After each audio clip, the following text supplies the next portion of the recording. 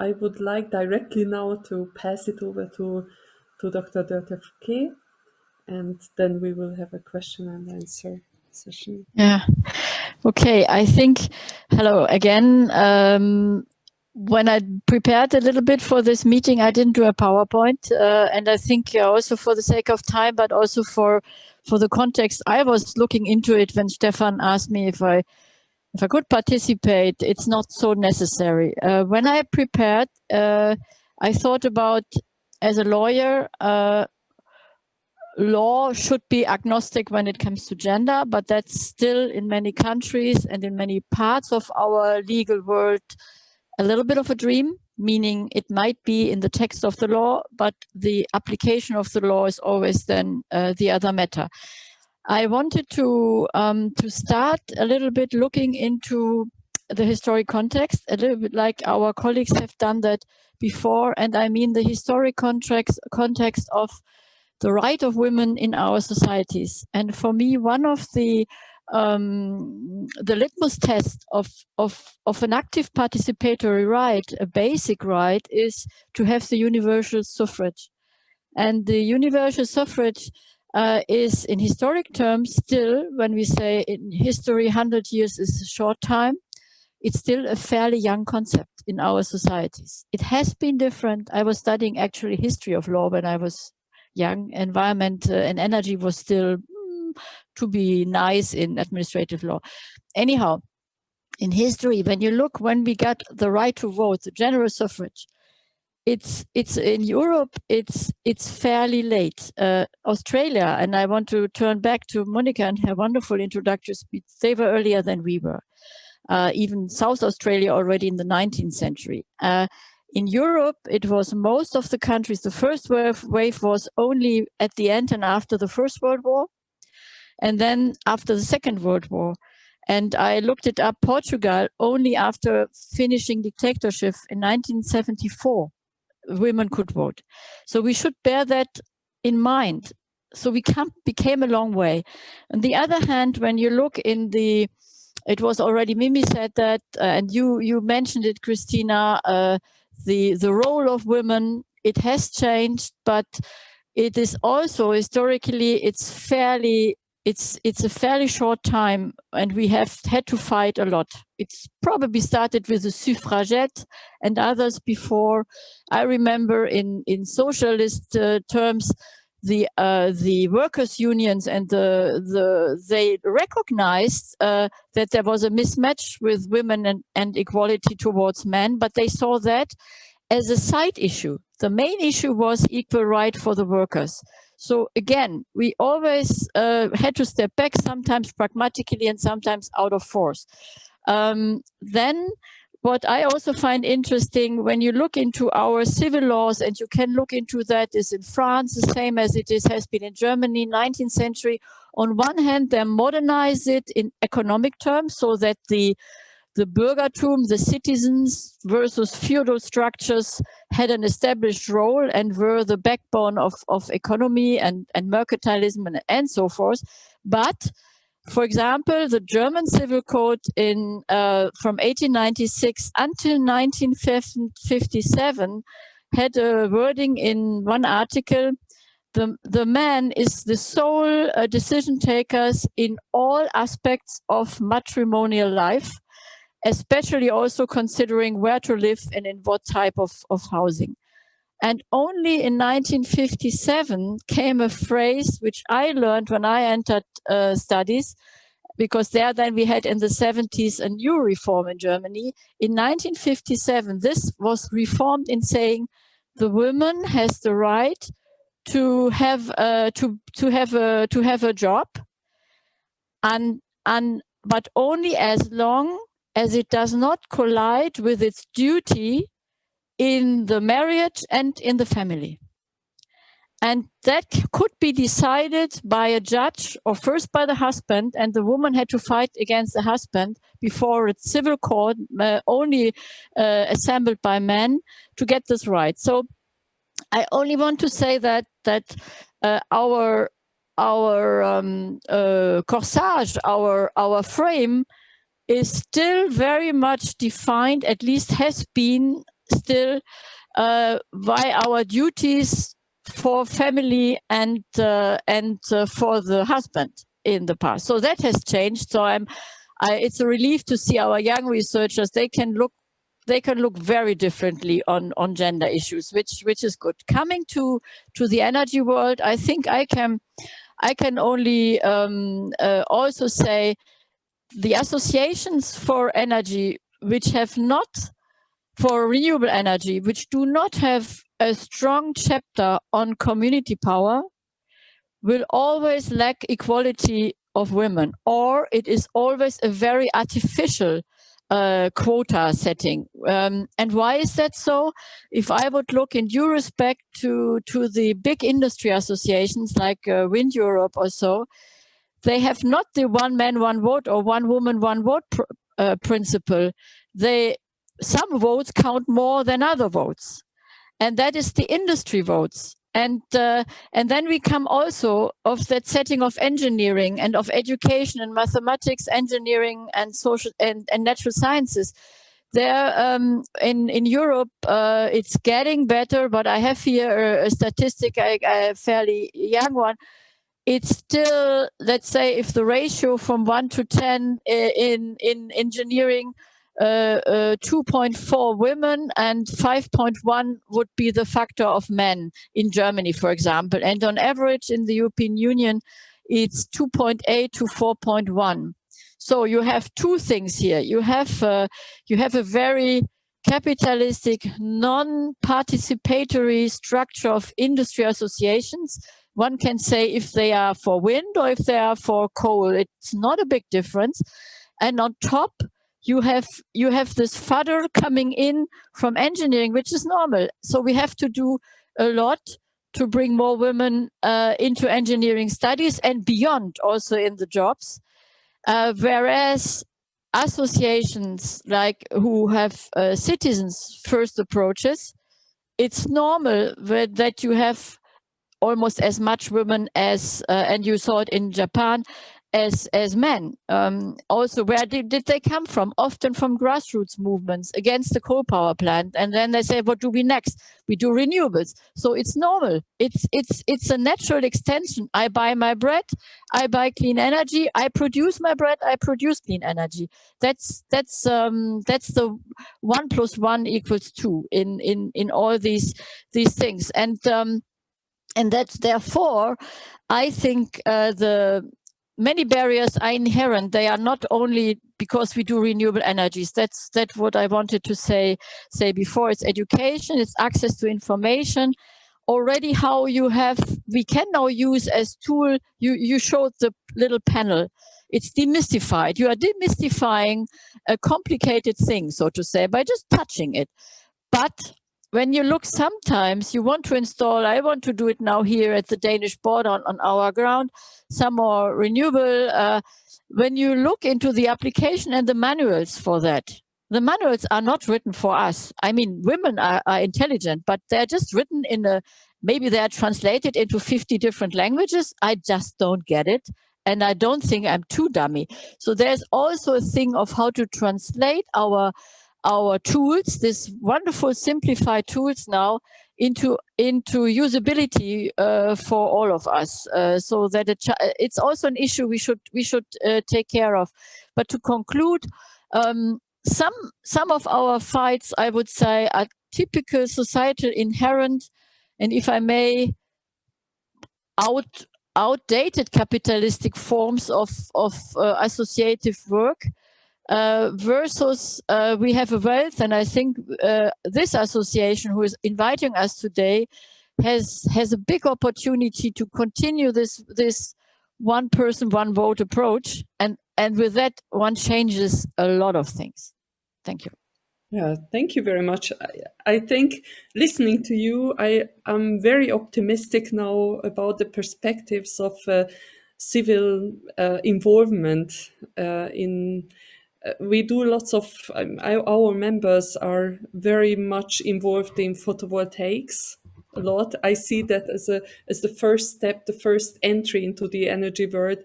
And there are also the plug and play modules, which are wonderful, connected with anything electric. what you have in the house. And but it was also very sad to see this short history span of European women. I come from a war-torn Yugoslavia. I was a refugee, and then I landed 8 years ago in Germany, and I can see that even within Europe there are huge differences. Yes. I really have to say that landing in Bavaria 8 years and even coming from Budapest, from a not particularly progressive country, but I was better off as a mother, as a woman there. And this is a shocking fact. I see all this wealth in Bavaria, and there is nobody thinks of our interests. All the other mothers are pretty lost here, I have to say. So therefore, I was also running for elections because I saw nobody is really. I mean, this have to be addressed. But there is also one thing what really, and I it I put all these questions all the time when I see this acceptance, focusing in acceptance of wind energy or renewable energy at all. Was there any acceptance studies, investments into research projects regarding nuclear waste or energy policy laws? Yes, there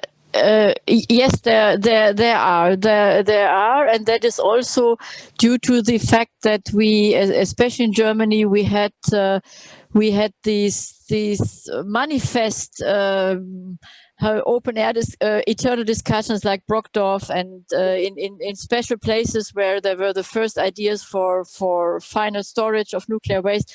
No, there is a lot. What I think would be also good, and I think also our young colleagues have just shown it. We should have some better data pools where this research is accessible. So you have research here and there and anywhere, and there's more. When I looked into it, the first gender study, for example, in Citizen, so go back to the early to 2003 and even before that, it just, yes, they are published, and then we seem not to use them well enough, or we are so pragmatic that we know where everything goes wrong. So yes, there is a data pool issue which we could address, which could be done better. I even think now with, for example, with ICLAI or with the other associations for citizens, Molly, for example, you could say that we already have gathered. We gather so much practical examples and good examples. But how to distribute them, that we do not always with each research reinvent the wheel, is an interesting topic where I don't have the best answer. But with intelligent communication, we should be able to. I studied communication, so voilà. It landed now on my desk, and I'm gonna look into it. And try to see possible places where it could grow. Maybe all of the panelists could maybe switch on the cameras, so we enter the question and answer part. Maybe I will need some help because I wasn't reading the questions. Maybe Stefan, could you see if there are any questions coming in? The list is very long here. Yeah, this is more comments, I think. Maybe we can ask the people now to raise their hand if somebody would like to, from the audience, would like to make a panel. So you go to the chat and then raise, or just type briefly again in the chat. Okay, so Anna Krenz has a question. Anna Krenz. Hello, and maybe it's hello everybody. I'm so excited to listen to you. It's so amazing. Finally, it's our voice, the women's voice, which was so missing in the renewable world. Usually, well, as you have your own experiences. It is usually men who go to conferences and take the voice, but it's time for us, for women of different age, different nationality, and different background. And thank you for what you are all doing, and especially Doerte Fouquet. I was just now almost getting crazy. I don't have a question, but but I just have a wish that there will be more women in the renewable energy, and especially also on higher places, because if you look around, it seems that women, as we are the keepers of the home, we are also the keepers of communities. This is usually our responsibility, and women do it well, and they do it since centuries. And well, that's how it is.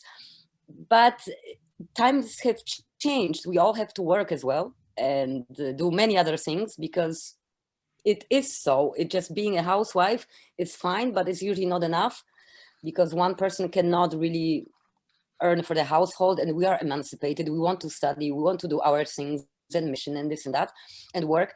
So I hope there will be more women on leading positions, especially. Let's just try to catch up with the centuries of what we have missed, and we were not existing, we were forgotten and sitting in the kitchen cooking.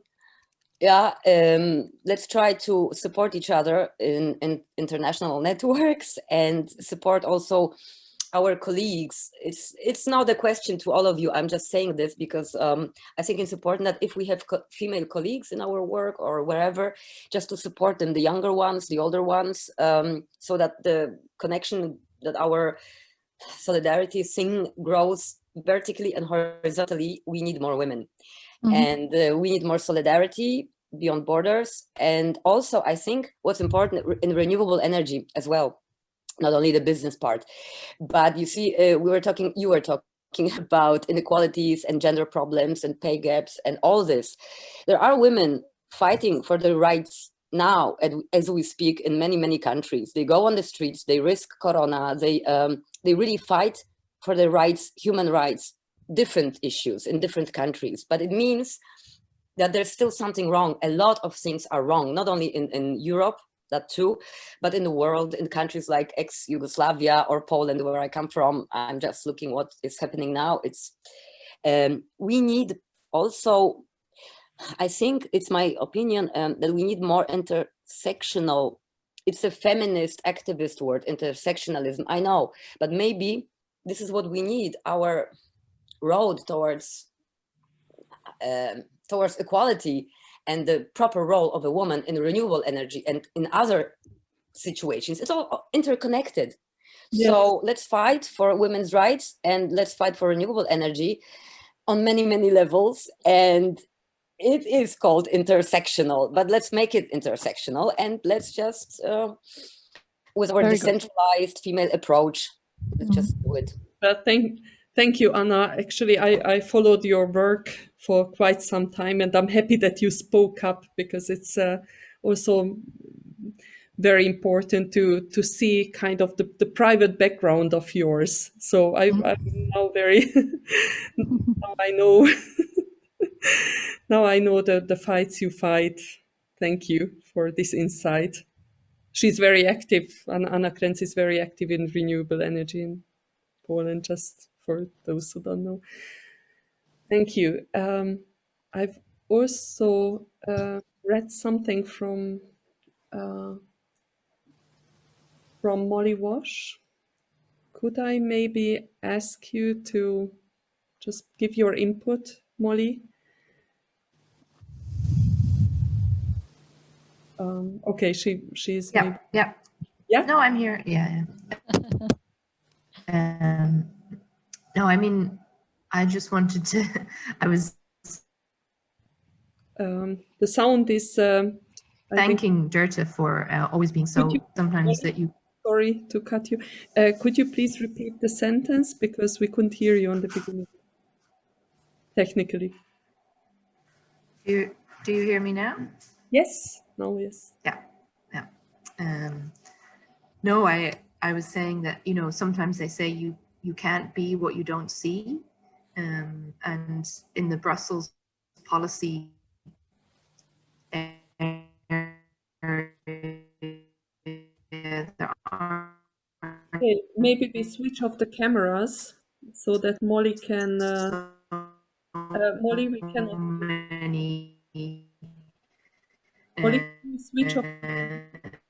really respected, inspiring women. There's far too many men Molly? who are put up Oh, on. yes, excellent. Let's Yes. give it a try now because your internet doesn't work.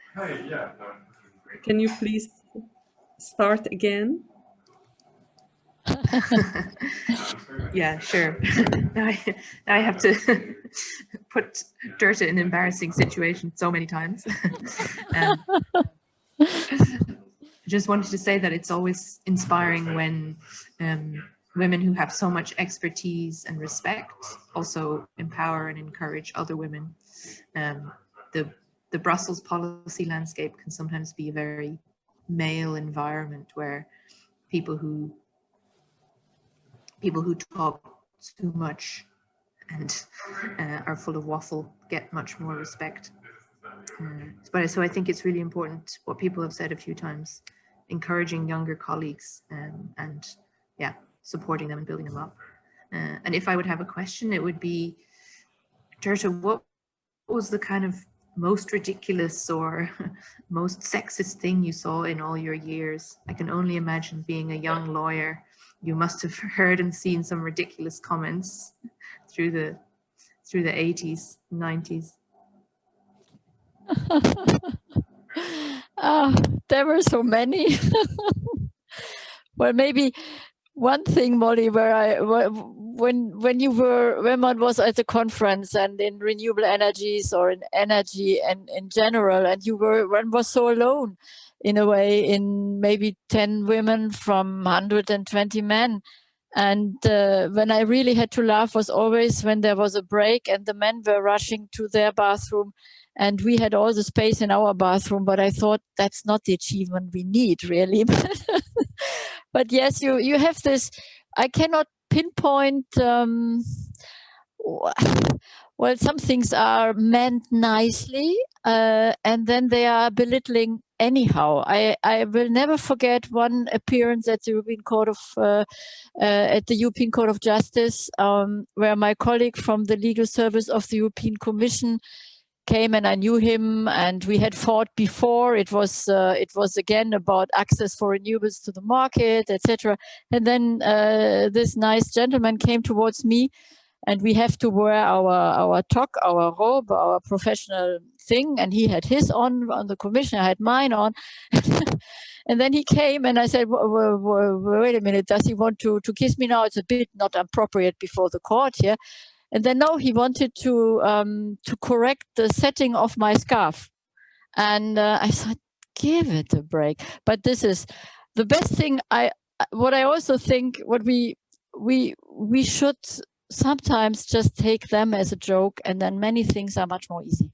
Just oneself, one shouldn't take always too seriously, but yeah, they come from their background and many, and they're so wonderful. Also, it's always nice to see when they develop. For example, also in the world of renewables, and I have a very good friend from Sweden who studied engineering, and his dream was to become a director of a Swedish nuclear power plant. And then he started thinking, and he then in the 70s published the first little leaflet on solar Sweden. And since then he completely changed. And these are those, I do not want to, I rather like people when they develop, and when we also say, oh, there I made a mistake, and yes, and I changed, because when people are born and know it all, always, being it woman or man, it's so boring. That's wonderful. Thank you. Yeah, Antonia Proca von Riscope, that's a renewable energy citizen cooperatives network, has a question. Dear Antonia, nice to see you here. Hello, everyone. Thank you very much for this wonderful conference so far. I'm really happy to be joining you. I will be presenting in the afternoon session. I wanted to raise the following question to our panelists in this morning session, morning in Europe over here.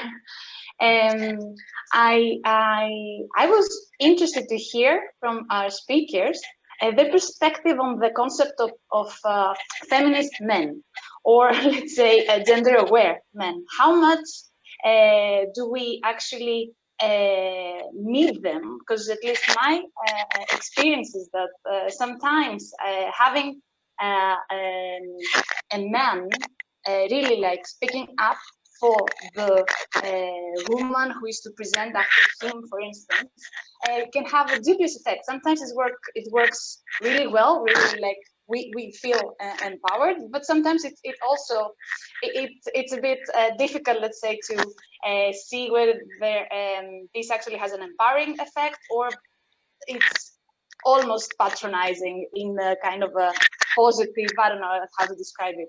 And I wanted to hear from the speakers, because obviously if we are to really empower women, we need to also have some, I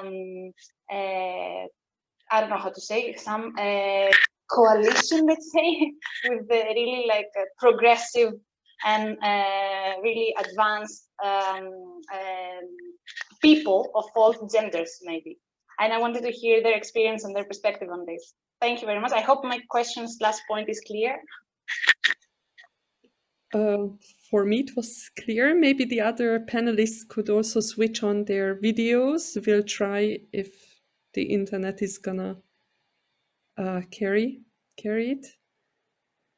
And who would like to answer this question? I mean, Doerte, already you mentioned the the robe situation. It reminded me a little bit on that, with a good intention. But Antonia, I think you really had a question where there is a big silence.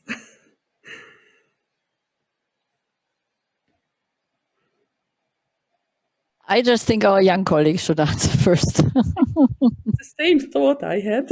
So maybe, thank you.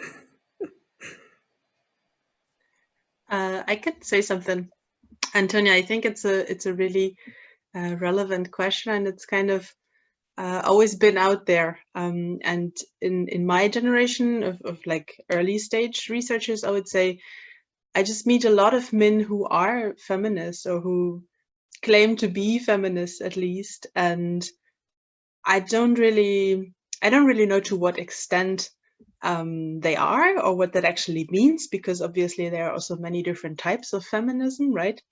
But yeah, so in that generation, I don't really see anybody who would say anything different. Then older people that I've been working with might be a little bit different, but they maybe also come from a different background of experience. So yeah, I don't know, maybe somebody who has a little bit more experience could say something on how they have seen it developing throughout the years.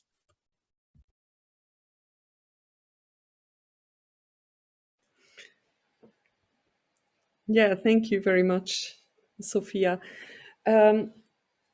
I would also in the same time like to thank you, because we ran out of time and we are 10 minutes too late.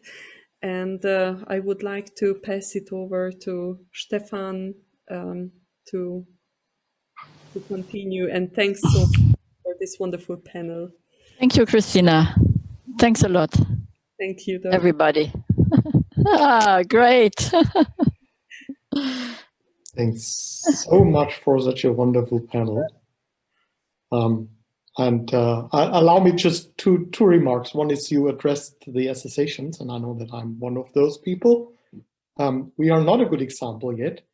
And of course, this is even the condensed version, because as a world association, when we have elections, it's the national associations which nominate the board members. And then what you get is that in all those countries, you have the male leaders, and then they are, so it's even more challenging. Although, of course, we are working a lot on the decentralized level. So please, all of you, you're so fantastic. Please get involved. And in that, area, and we'd be more than happy to have also women who are also maybe competing for that.